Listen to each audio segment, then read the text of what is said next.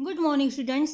आज की इस क्लास में हम लेसन 2 कंपोनेंट्स ऑफ फूड पर डिस्कस करेंगे, जिसके फोकसिंग पॉइंट है major nutrients in our food and their importance, balance diet and deficiency disease. Major nutrients in our food, हमारे भोजन में पाए जाने वाले मुख्य पोषक तत्व कौन कौन से, उनकी महत्व क्या क्या है, संतुलित आहार किसे कहते हैं और उन जो न्यूट्रिएंट्स हैं उनसे होने वाली कमी से होने वाले रोग कौन कौन से हैं।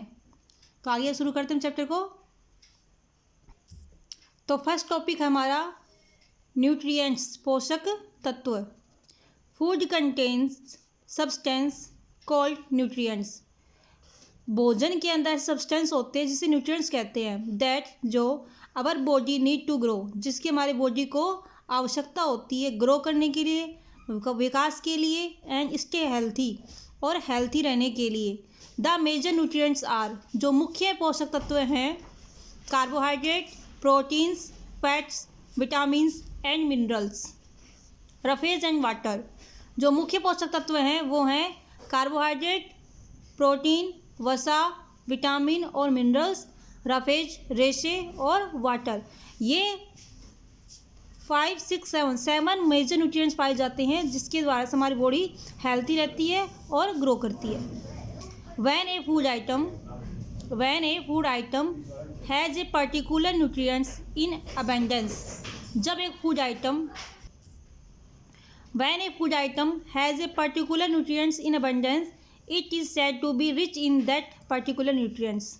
अगर किसी फूड आइटम के अंदर पर्टिकुलर न्यूट्रिएंट्स मतलब विशेष पोषक तत्व अधिक मात्रा में पाया जाता है तो हम यह कह सकते हैं कि वह said to be rich in that particular nutrients, वह आइटम है या फूड है उस पर्टिकुलर न्यूट्रिएंट के रूप में वो रिच है, उसमें अधिक मात्रा में पाया जाता है। फिर नेक्स्ट है कार्बोहाइड्रेट्स। कार्बोहाइड्रेट्स होते हैं शर्करा या स्टार्च। कार्बोहाइड्रेट क्या होते हैं? स्टार्च होते हैं। सम फूड, कुछ भोजन आइटम जैसे कि like potato, bread, rice, sugar, noodles are said to be rich in carbohydrates. कुछ भोजन के आइटम जैसे कि आलू है, ब्रेड है, राइस, शुगर, नूडल्स, ये कैसे कह सकते हैं क्योंकि ये कार्बोहाइड्रेट इनमें अधिक मात्रा में पाया जाता है। Carbohydrates when digested by the body release energy. Carbohydrate when, जब डाइजेस्टेड बाय द बॉडी के द्वारा पचाया जाता है तो एनर्जी रिलीज करता है, एनर्जी उत्पन्न करता है। Which is needed for different activity, जिसकी नीडेड आवश्यकता होती है अलग अलग प्रकार की एक्टिविटीज़ में, क्रियाओं में। हैंस, इसलिए carbohydrate rich food is also called energy giving food. इसलिए कार्बोहाइड्रेट रिच फूड को हम बोलते हैं एनर्जी गिविंग फूड। मतलब कार्बोहाइड्रेट फूड होता है, जब ये डाइजेस्ट होता है तो एनर्जी रिलीज होती है और इसलिए क्या बोलते हैं? Energy giving food. नेक्स्ट देखते हैं आगे। Carbohydrate form a major part of our diet. Carbohydrate हमारे भोजन का मेजर पार्ट बनाता है, अधिकतर भाग बनाता है। Starch and sugar are the simple form of carbohydrate that are present in food. Carbohydrate का सिंपल फॉर्म है वो कौन से होते हैं? शुगर और स्टार्च। कौन से होते हैं? शुगर और स्टार्च, वो सिंपल फॉर्म में हमारे भोजन के अंदर पाए जाते हैं। फिर नेक्स्ट है activity first, to test for starch. Starch का टेस्ट करने के लिए इसमें हमने एक आलू लिया, उसको हमने छीला, छीले हुए आलू पे हमने क्या डालते हैं? आयोडीन ऐड करते हैं, तो उसका जो कलर होता है वो क्या हो जाता है? चेंज हो जाता है। इसी बारे में डिस्कस करते हैं आगे। Aim to test for starch, starch का हमें टेस्ट करना है। पोटैटो, क्या क्या मटेरियल हमें रिक्वायर्ड, क्या क्या चाहिए हमें? पोटैटो, आलू, आयोडीन एंड ड्रॉपर। हमें इसके लिए 3 मटेरियल चाहिए होते हैं, एक तो पोटैटो, आलू, एक पीलर छीलने के लिए, और आयोडीन एंड ड्रॉपर। मेथड, इसका मेथड क्या है?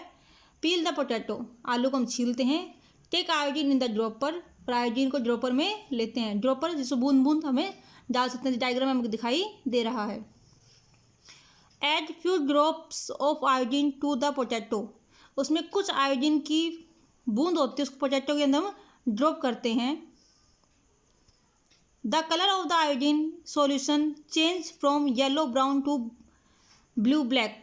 जो आयोडीन होता है, आलू येलो ब्राउन होता है और जैसे आयोडीन डालते हैं तो ब्लू ब्लैक में चेंज हो जाता है। इसका मतलब क्या है, इसके अंदर क्या है, स्टार्च उपस्थित है। Inference the colour changes from yellow brown to blue black only in the presence of starch. मतलब कि जो येलो ब्राउन कलर था वो ब्लू ब्लैक में तभी चेंज होगा जब वहाँ पर स्टार्च की प्रेजेंस होगी। नेक्स्ट है कंक्लूजन, परिणाम क्या निकला, potato contains starch, potato starch रखते हैं। फिर नेक्स्ट हमारा प्रोटीन। ये जो यहाँ पे आइटम दिखा रखे हैं फूड आइटम, ये प्रोटीन रिच फूड आइटम है। जैसे मीट है, फिश है, चिकन है, अंडे हैं, ये आलमंड्स बादाम हैं, पीनट्स हैं। तो देखो आगे, beans, pulses, wheat, sprouts, meat, fish, milk and cheese are food item rich in protein.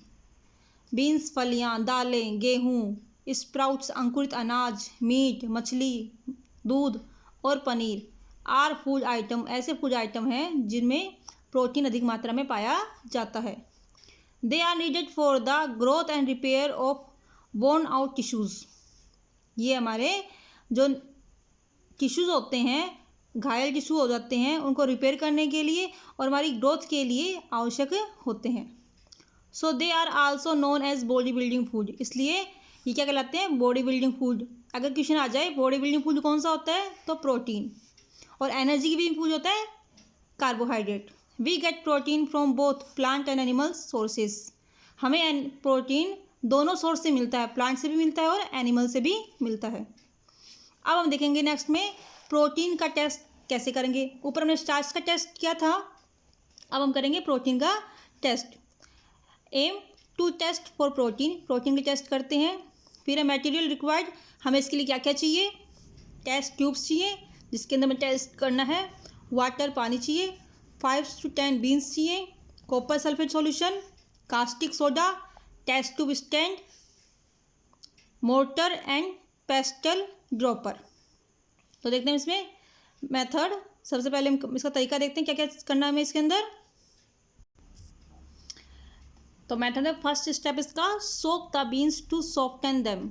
हम बीन्स को थोड़ी देर भिगो देते हैं ताकि वो सॉफ्ट हो जाएं। Make a paste of beans using A mortar and pastel. Mortar और पेस्टल की यूज की सहायता से हम क्या बनाएंगे, उसको एक पेस्ट बनाएंगे या फिर मिक्सी में घुमा सकते हैं। Add this paste into a test tube containing 5 ml of water. इसके अंदर हम क्या मिलाते हैं, 5 ml वाटर लेकर उसके अंदर ये पेस्ट मिलाते हैं। Add 2 drops of copper solution sulphate solution with the help of A dropper.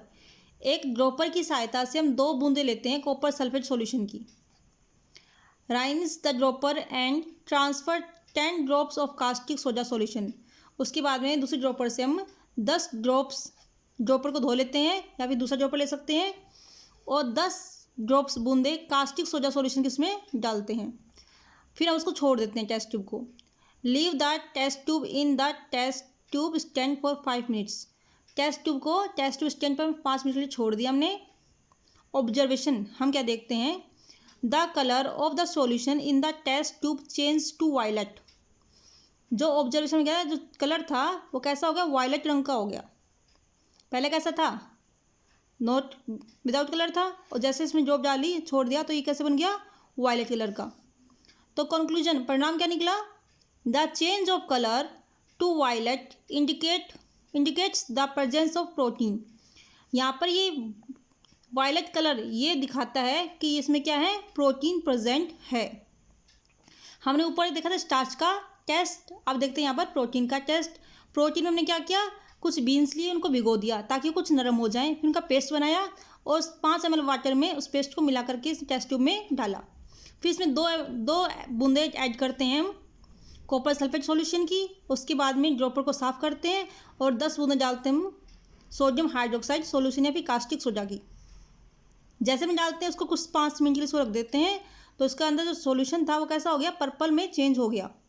अब पर्पल में चेंज होना ये इंडिकेट करता है कि इसके अंदर प्रोटीन प्रेजेंट है।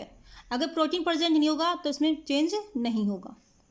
अब नेक्स्ट हम रिकॉल एंड रिमेंबर, जो भी हमने पढ़ा उसको हम रिमेंबर कर लेते हैं एक बार। Foods contains nutrients that are needed by our body. यहाँ पर क्या आएगा, न्यूट्रिएंट्स। फूड के अंदर क्या होते हैं, न्यूट्रिएंट्स होते हैं जो कि हमारी बॉडी को नीडेड, हमारी बॉडी के लिए आवश्यक होते हैं। तो देखते हैं इसमें हम, तो इसमें आएगा न्यूट्रिएंट्स। सेकंड है fill in the blanks is also called energy giving food. Energy giving food कौन सा होता है, तो हम इसमें कहेंगे कार्बोहाइड्रेट। कौन सा होता है, carbohydrate. Carbohydrates is also called energy giving food. Next है iodine turning blue black shows the presence of.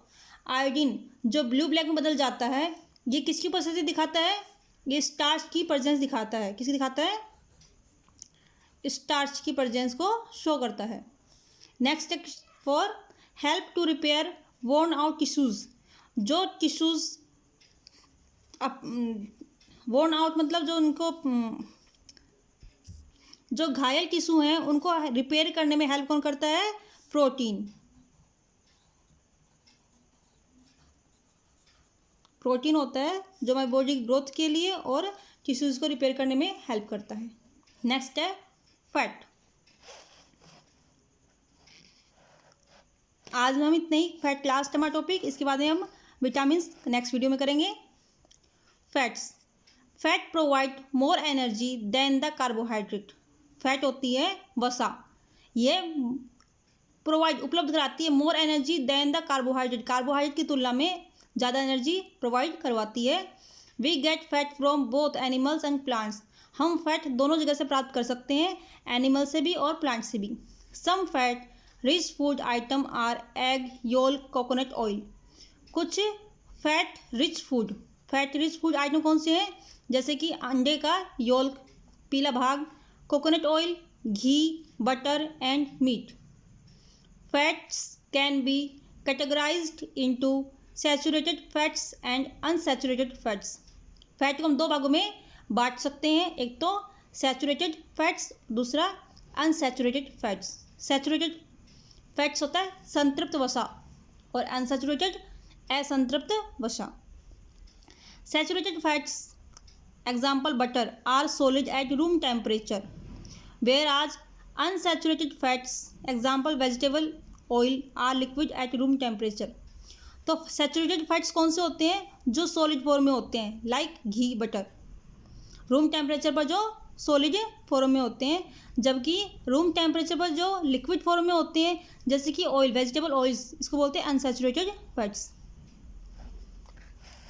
इस डायग्राम में आपको दिखा रखा है जैसे कि जिनसे हमें फैट मिलती है, कोकोनट ऑयल है, ये ऑलिव ऑयल है, मस्टर्ड ऑयल है, बटर है, मीट है।